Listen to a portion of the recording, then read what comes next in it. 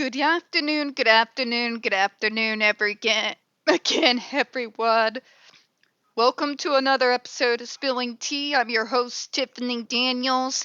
We are going back to that horrible world known as the JRC. But before we do, the usual disclaimers. If you are unfamiliar with the Stop the Shocks campaign or the campaign against the troubled teen industry, you can find all the pertinent links right there in the description box. Please, in particular, take note of the article written by NeuroClastic, a small non-for-profit started by autistics for autistics. In it, they interviewed over 800 ABA professionals in regards to the JRC so-called Behavior Modification Program. The Judge Rotenberg Educational Center doesn't want you to read that article so much. They threatened NeuroClastic with a defamation lawsuit if they did not remove it from the website. NeuroClastic refused, so you know the drill. Please read the article. Share on all your social media. Also included is NeuroClastic's public statement in regards to the defamation lawsuit threat, as well as a link to their GoFundMe. We are crowdfunding just in case the JRC ever actually does see through with their threat. Trigger warning 1. When we discuss places like the Judge Rotenberg Educational Center or Agape Boarding School for Boys, you're going to hear vivid descriptions of and catch clips of surveillance footage of people with mental health issues and disabled people being tortured and abused. If you got young children present, please utilize your headphones. Trigger warning 2, this channel is marked not for kids for a reason. We use profanity on occasion, and we do speak on dark subjects. If your child is 16 and younger and they're watching this, very obviously parental supervision is advised. Just a regular FYI. It feels like there's probably going to be a storm coming here in the next hour or so. Therefore, my allergies are a little bit worse than usual, and you guys are used to dealing with that anyway because I couldn't edit one of these to save my soul. So, apologies for that right out the gate. All right, where we left off last time, here's the response to the very obvious statement that a physician needs to oversee a transition off the device. Gee, you think. Thank you for creating the situation where that is now necessary instead of doing your jobs. You JRC Kool-Aid drinking bastards. As explained in the proposed rule, this ban applies to future manufacture, sale, and distribution of devices, as well as to devices already in commercial distribution and devices already sold to the ultimate user. For devices already in use, the FDA agrees that transition off of ESD should occur under the supervision of a physician, and the transition should end as soon as possible for the individual. In other words, we have already addressed this, Karen. Kool-Aid drinking JRC apologist Karen, sit down. These things have already been addressed. Okay? The FDA is not just going to yank them off of the device without providing the care that's absolutely going to be necessary afterwards because of what you evil bastards have allowed to go on with impunity for decades. Okay? They're not you. It was already noted in the proposed ban, which we have gone over. But you can't just yank them off. But what if the behaviors come back? I don't know. Maybe do your job as a parent or a healthcare professional and get them the proper help they need, starting with the full functional behavioral assessment that everybody else does that should have been done years ago. That would probably be a good start. Just saying. The majority of comments suggested that the use of ESDs can cease immediately, and that an appropriate behavioral treatment plan can continue to address SIB or AB even without the device. Interesting from other professionals. Not surprising. As we noted in the proposed rule, the Massachusetts DDS and other providers have successfully transitioned several patients who were subject to ESDs at JRC to providers who do not use ESDs at 24408 and 24411. You gotta love that on our side, we always come with receipts. In other words, for some kids, it may be necessary to have that transition and have it to be overseen by someone who's not connected to the JRC.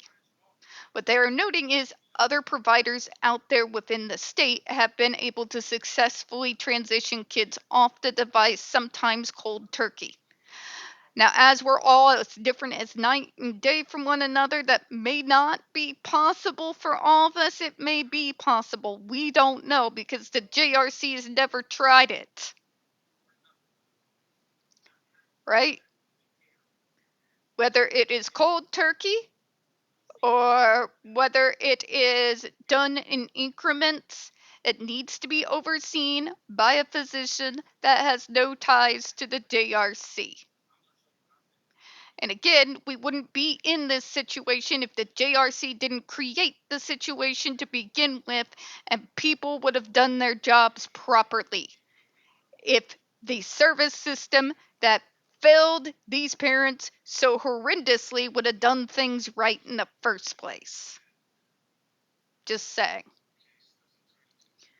We further note that the JRC has implemented a very comprehensive alternative behavior program at its own facility that it described as very successful. On occasions, it's decided its most powerful ESD was not effective, even for severe SIB. See, this is what gets my goat, folks. The JRC screams all day long, every day, for the last several decades, that this is their last ditch effort.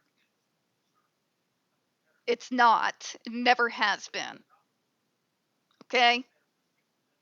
And for those folks that the most highest setting doesn't work on, they have admitted they put on other programs and that they are successful. So the question is, why are we arguing here? It shows that the JRC lies. They lie a lot.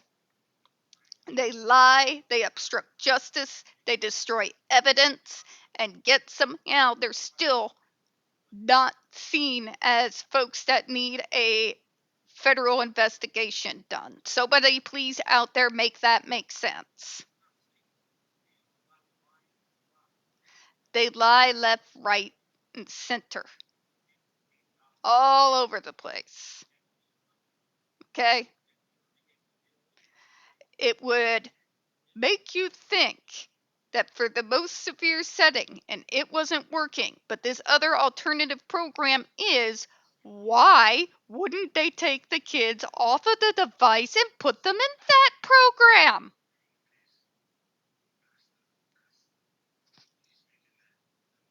For real. For real. You can't tell me it's the only thing that works. When it doesn't work, you have an alternative program that you put them in that is successful. You are legitimately shooting your own rhetoric in the foot. So if you know those alternative programs works for those that the ESD doesn't work on, why the hell are you still using the device? Why do you keep telling everyone it's the only thing that works when clearly that is not true?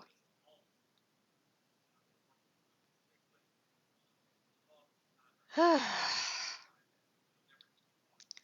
JRC's representative also said that its providers were able to transition individuals off of ESDs even though they had initially thought transition would be very unlikely. It's because the JRC, if you act anything other than their fan fictionalized version of neurotypical for 5 seconds, slap the device back on you. We're never going to be neurotypical, kids. It's never going to happen. I am pushing 40. I can tell you, even as someone who's been able to somewhat successfully mask my ass off to around others, it never goes away. You're not going to condition us by behavioral modification to become neurotypical. This is not how this works. Okay? God.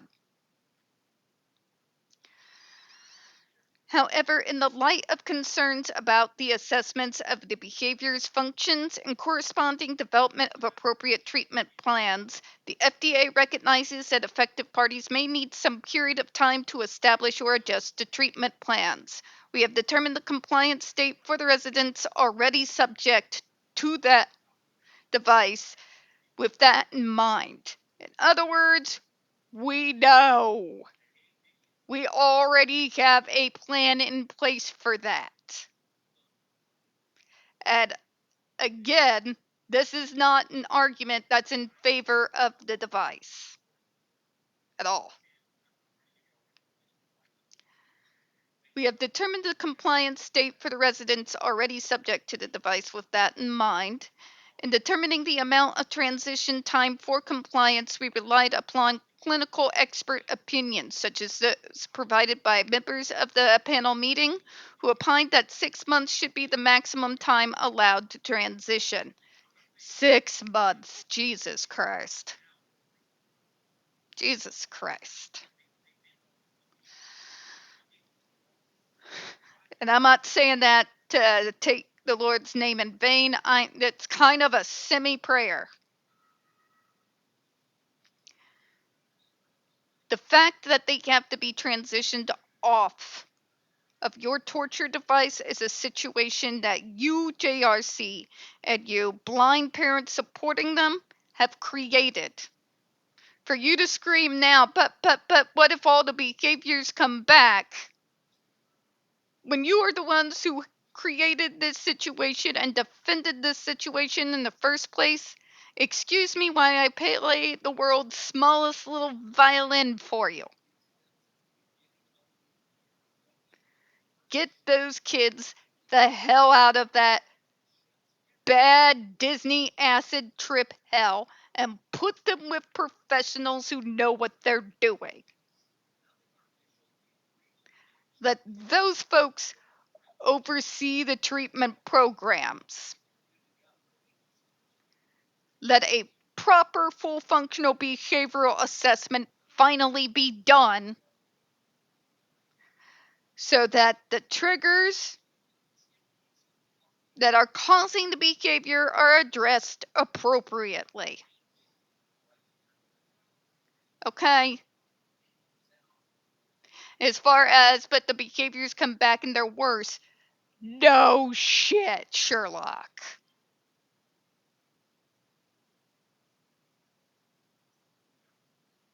I survived a lot of shit from when I was a child. Some very dark, disturbing shit.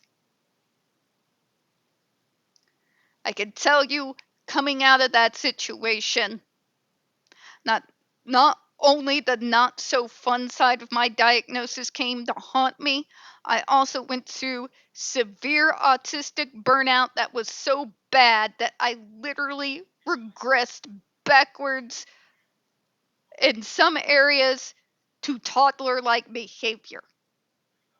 Okay? When you come out of abusive situations and you are a neurodivergent, it is a guarantee that when you are pulled out of that place, this is going to happen. Duh. The FDA realizes this. They have already talked about it in the original proposed ban from 2014. There is already a plan in place to address these issues as they crop up. You created this situation, JRC. Do you understand? You created this situation.